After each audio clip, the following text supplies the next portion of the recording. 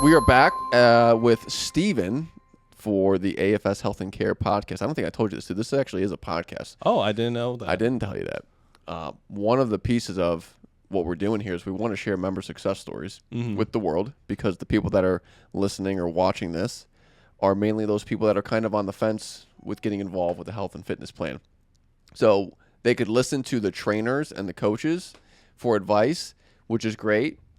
But I think there's a lot of impact when they hear somebody who's in the journey and seeing significant changes. So, and then your story popped up, and we were just talking how you joined in February, which is a couple months ago, and you experienced massive changes,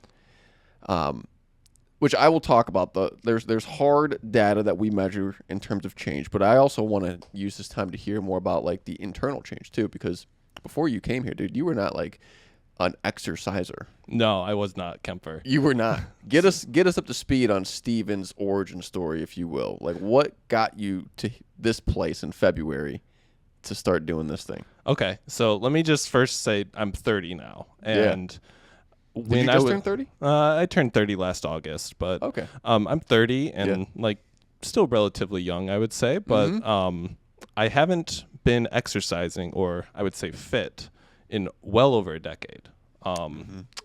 My growing up was very active with sports. I was very lean build, 6'4", 150 pounds when I graduated high school. Wow. I was super lean.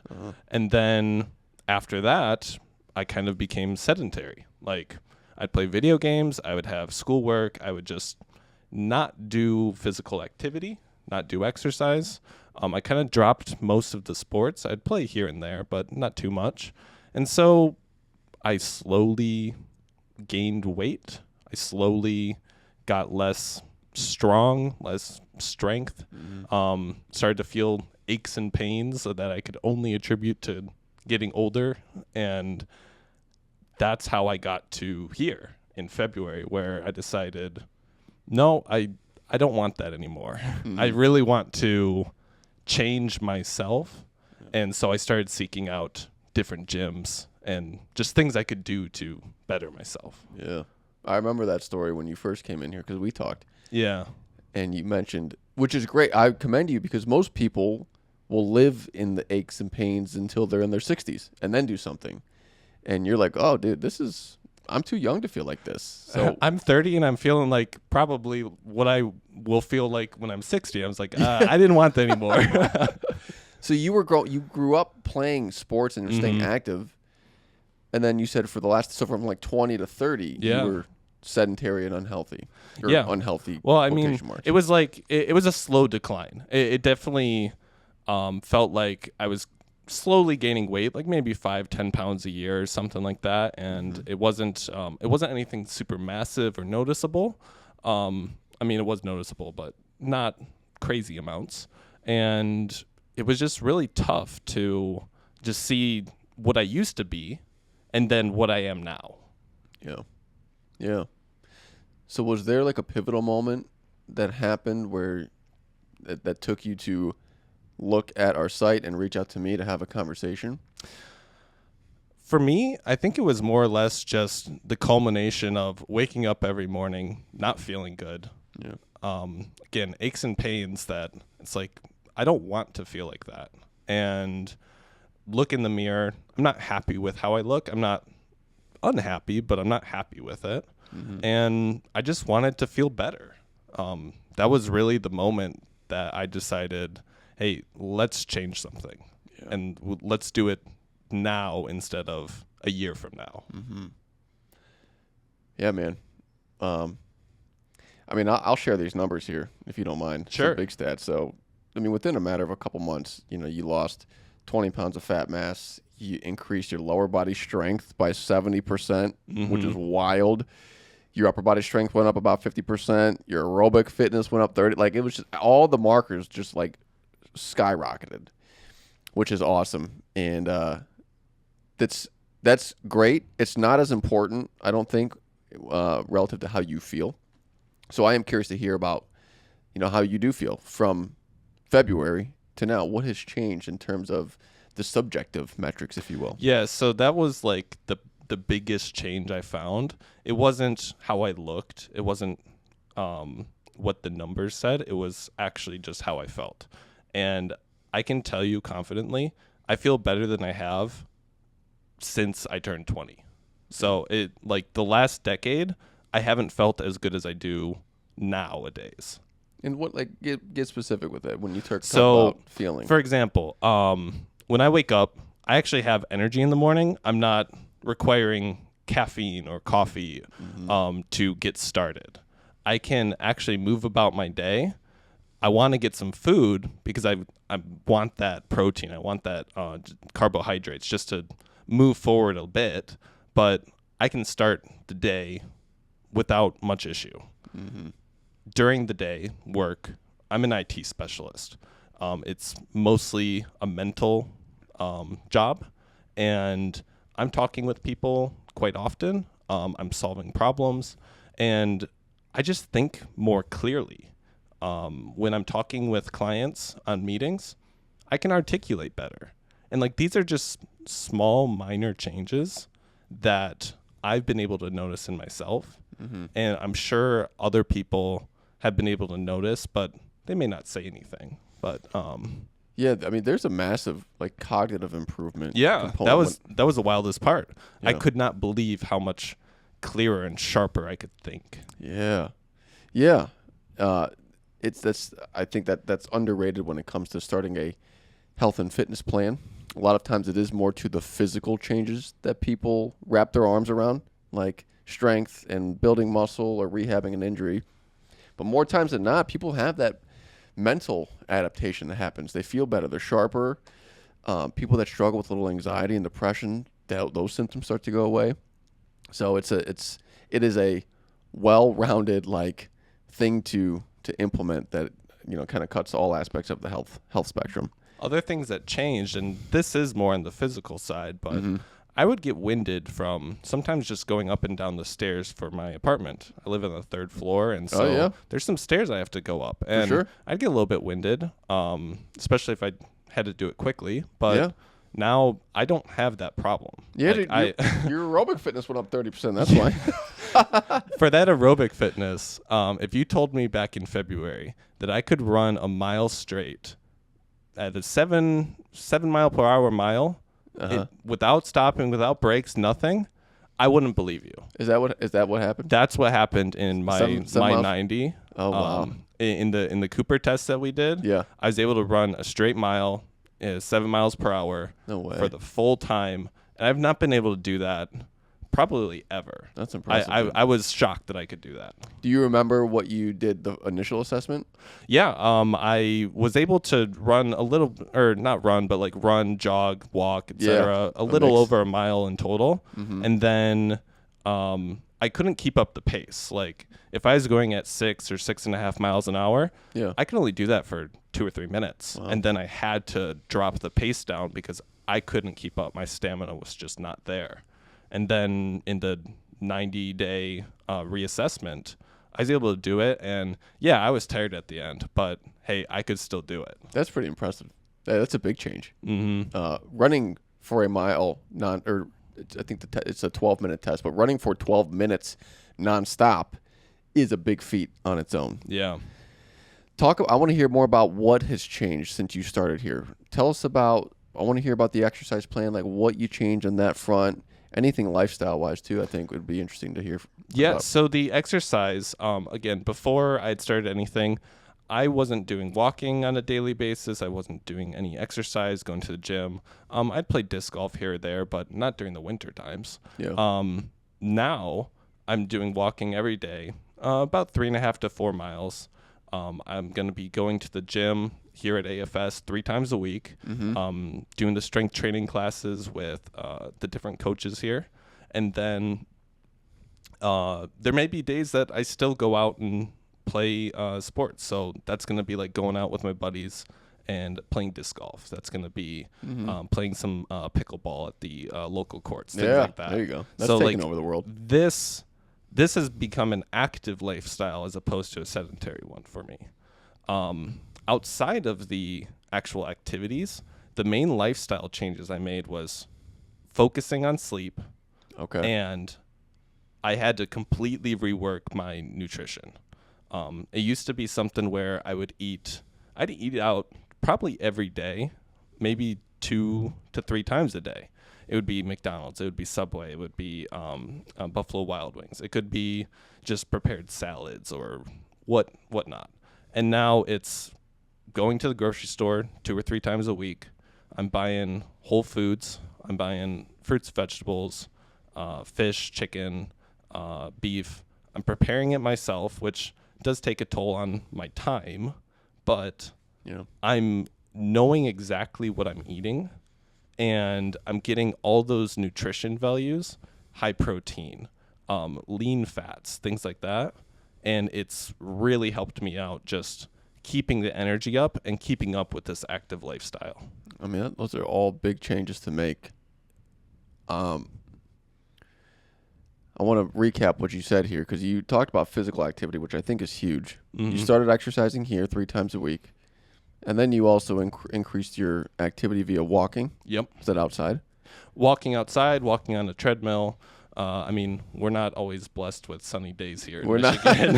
Yeah. One day it'll be snowing, and then the next day it's 90 degrees. So, Exactly. When we have those rainy days or snowy days or whatnot, treadmill has been my best friend. Got it. So that's where I'd get my walks in. That's awesome. But on nice summer days like we have right now, I'm outside walking. Yeah. I think it's huge. Physical activity is a massive contributor to even like these numbers here, like especially the aerobic component.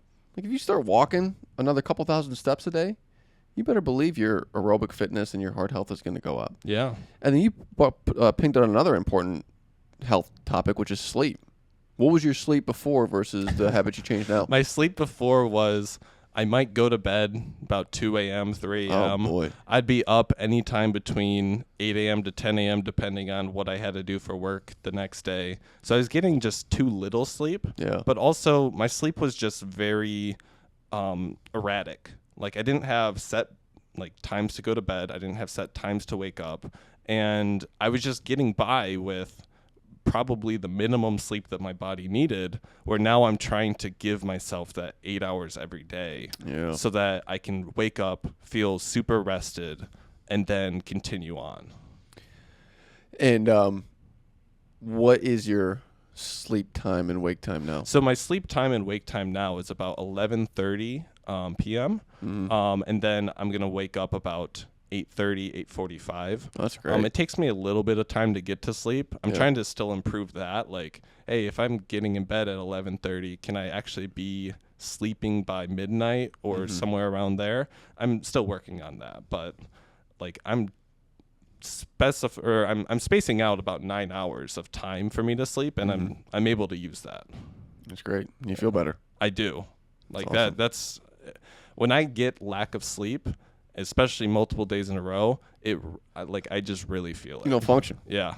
Yeah. I feel like super frazzled. I can't think clearly or anything. Yeah. So like keeping up with that good sleep has helped me just make sure I can make good choices during the day, and I have energy. I can still go out. I can come to the gym. Yeah. I can get my exercise in. Totally. all It's that foundational. stuff. Any health behavior change that you want to make, if Yeah. it's on the foundation of poor sleep, it does not happen, or it's way more challenging.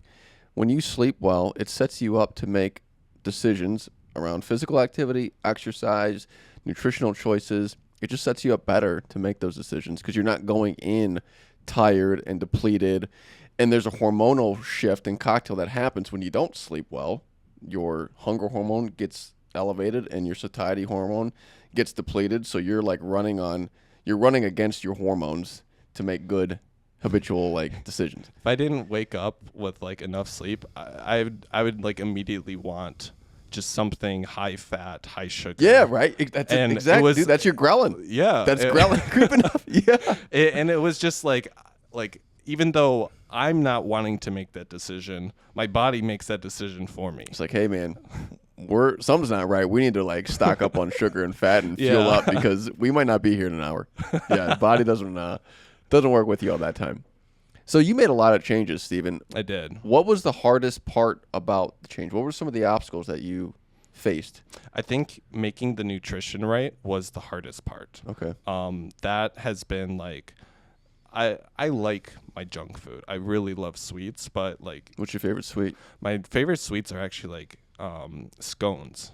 Scones. yeah. I was not expecting that one. All right. So it doesn't have to be like super sweet, but I love like those bakery scones Yeah. and things like that. So to still want those, but choosing, hey, I'm going to make a better decision than getting a scone every morning. Mm-hmm. And my better decision would be, you know what, let's have some Greek yogurt.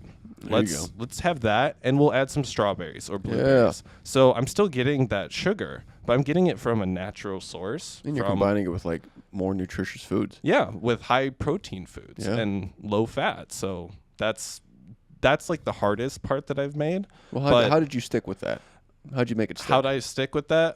It was a little bit of sheer effort at times, Uh-huh. but I realized a lot of these foods I really like. Like if you asked me back in February, like, oh, what are your favorite foods? I would have said like burgers. I would have said like chicken tenders, things like that, like fried foods. Now, if you ask me, it's going to be, I like red peppers. I really like salmon. I like making baked chicken. Like these are differences that I can see because I got to playing around with cooking. I've never been a cook, but I look up a couple of recipes online. I go, you know what? I think I can do that. And I may mess up here and there, but in the end, I make some food, I eat it, and then I'm like, wait, this was actually pretty good. What can I do to make it better next time? Yeah. That's been like actually very fulfilling. Seems like you found a little creative outlet there. Yeah. I think something you said is really important is when you change your nutrition, and like, granted, nobody's a dietitian on this episode here or in this building, so we're not going to give you dietary like meal plan advice. But when you change your nutrition for the better, it does not have to be a white knuckle process. No. Like there are tons of quote unquote healthy foods that you'll probably find that you like. Like I'm with you. Red peppers, oh my gosh, I'm in. Like onions, mushrooms, peppers, that whole thing. Mhm. Like I'll eat that all day long. Greek yogurt, that's another thing. Like I don't think you need to like Don't do the salad diet. yeah, it's like broccoli salads and like plain chicken. You Don't know, do that. Yeah, right. Like it's not fun. It's not tasty. And yeah, you could do it for a month and then you're going to hate it.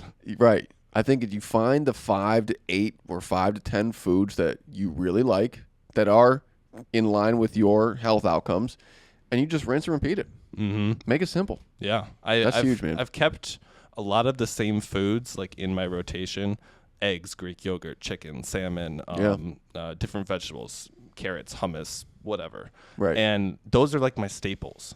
I can always go to those and I enjoy them. I have different ways to prepare them and they taste great. Mm-hmm. And then I'm not going to lie, I still eat chocolate. I'll Yeah, still do you- walk by the Dairy Queen and I'll get a soft serve single. yeah. But I have to be sparing with that. Like Right. it is about moderation. So 100%. it's me choosing to enjoy that, but it's me choosing to enjoy it because I've been able to do all these other things that improve myself, improve my health. Yeah, I'm going to enjoy a reward every now and again. Right. Yeah. You got to live life too. Yeah. What about your relationship with your coach? I know you started with Adam Mm-hmm. initially. Now you're working with Tori. How did they impact this process for you? Adam was a demon. A demon. Got it. He was a little bit of a demon. He was a demon. He really created challenging programs and pushed me in ways that I didn't think he was going to do, especially like starting fresh out. Again, I hadn't been to a gym in a decade, and all of a sudden I'm here and he's throwing exercises that I couldn't even pronounce at first because one, I couldn't read like what they were trying to do. Different But language. then it's like a different language describing some of them.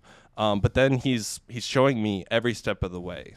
He's giving me tips. Like I'm always someone that likes demonstrations, but he would give me demonstrations, or another coach would give me a demonstration. They would watch me do it, and then they would help correct me. So they would guide me to better technique or what can be done differently for just a better exercise overall. And that was my experience with Adam. He created a program that met my my initial goals of losing fat, gaining some muscle, building some strength. And he continued that through like the Mind 90. And then we switched to Tori, and Tori's been my coach since then, and she's continued a lot in the same way. I've asked for kettlebell exercises recently, and what did she do? She created a program that included at least 2 or 3 kettlebell exercises each day of the 3 days that I'd come in, and they were challenging to me because I've never done them, but they were also in line with my current goals. So they've been great. I mean, super supportive. They listen to what I'm looking to do. If there's an exercise I don't like, we find a substitute. We find something else that still accomplishes the same thing, but it may not be, or it'll be something that I like better. Yeah, well said. I think one of the things that keeps people from engaging in a program like ours or with health and fitness is, 1, they don't know where to start, and 2, they do not want to look silly or be embarrassed or be judged when they go try to attempt it. And having someone like an Adam or a Tori or like a coach in your corner to guide you every step of the way, to make sure you're doing it right, to make sure that you're warm-handed the whole way, so to speak, and make sure you don't get injured. It takes that fear away from the whole equation and sets you up for success. Yeah. On that topic, when I was looking through different gym options, Planet Fitness came up. Crunch Fitness came up. Yep. And ultimately, I didn't sign to get a membership there. I signed here at AFS, and it was specifically because of the guidance, the instruction, and that program building that I could get here, so that I didn't have to look silly with a machine that I don't know how to use. I didn't have to have that fear of getting injured lifting free weights or like on a rack or something with an exercise I don't know how to do, because there are real chances of getting injured. But with the proper instruction and a good starting point, I feel much safer with that. And like, I feel I can try something new without fear of failure. Yeah. Yeah, you said it, man. And those places, Crunch, Planet Fitness, LA Fitness, those are great options for people that are just looking to go exercise and maybe aren't looking for like a specific health outcome to achieve or need the structure or need like the oversight. That's great. But unfortunately, there's a lot of people, most of our population does not fit into that mold. They are the people that need someone there to guide them or show them and, provide the structure and support. That's what I've gotten full 100% of the way here. Yeah, no, man. That structure I and love that it. support. Yeah, I love it. Here's a question for you, Stephen. If you were to look at your older self, like the version of you that was on the fence, maybe it was like 27-year-old Stephen or 25, that was maybe thinking about getting it more, fit and healthy, what words of encouragement would you have for that version of yourself or somebody watching, like our audience? This is mainly an audience that is on the fence of getting involved with the structured health and fitness plan. What words of wisdom or insight would you give to them now, kind of being on the other side of it? So the first thing would be, what are you waiting for? And my thoughts are always, if I want to change, I'm going to do it when I want to make that change. I'm not going to wait for a New Year's resolution. I'm not going to wait for an event that forces me to change. But if I want to change, let's go for it. The second thing is, you can do a lot more than what you think you can. Like the fact that I could come in no exercise preparation and learn these different exercises, commit to them, change my eating lifestyle habits, get exercise daily with walking, and then I could achieve those results, losing the fat, increasing my aerobic numbers, my anaerobic numbers. Like, if you told me that I could, again, run for a mile straight, I would not believe you. But then I did it.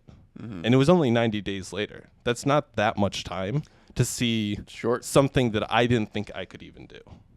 So Right. I would say you can do more than what you think, and just go ahead and do it. Like just actually start. Love it, man. Showing up is half the battle. Yeah, I'd say it truly is. Like just and I tell this, I don't know if I said it to you. I say it to a lot of people that sit on that couch in the other room. Getting to the couch, that's hard, man. There was a person that told me that they drove in the parking lot 7 times before they actually walked in. Wow. As a member, they're still with us. But they came in, sat in the car, left. Next week, same thing, left. One time they cried in the car and then left. And then on time number 8, they walked in the door. But just like that's a big That's huge. step to like, you're going into a place where you don't feel like you belong. You failed in the past. And now you're going to pull, your bootstraps up and try to do it again, not knowing if it's going to work. It takes a lot of courage. My hardest thing was answering your phone call at 8 a.m. on a Thursday when I wasn't expecting it. That's right. I got you early. That was well before I wanted to wake up. And did I wake you up with that call? You did. I did. And we still went through with it. I still answered it, and I was just trying to get your sleep schedules situated. I see. That's still earlier than I want to wake up. I love it, man. Well, Stephen, thank you for coming on, sharing your story. Any final thoughts, closing thoughts, things we did not cover that you want to share with the world here before we mic out? I'm here for the long haul, whether it's at AFS or at other gyms. I don't know what life will have in store for me, but I don't want this to be a 1-year change. I want this to be a 70-year change where I'm with this, having good food, good sleep, exercising regularly, improving my health, my fitness over the long term. And that's what I'm trying to be here for. So I can't thank you enough for giving me that call on that Thursday morning. And then the environment that AFS has provided to help me reach where I am today and help where I'm going to reach in a year from now, in 10 years from now. Yeah. Well said, man. Thanks, you. Kemper. Thank you, brother. And that's our show for today. Thank you so much for sticking around, watching, learning. If you extracted some value, please share this with your friends and family. You can also click the subscribe link. I believe if you're on the Spotifys and Apples and you're listening to this, there's a subscribe link at the bottom of the episode. If you're watching on YouTube, bottom right of this video, you can click subscribe to stay up to date on the latest episodes. Thank you again for joining us on this episode. And with that being said, be well, stay connected, and take care of your health.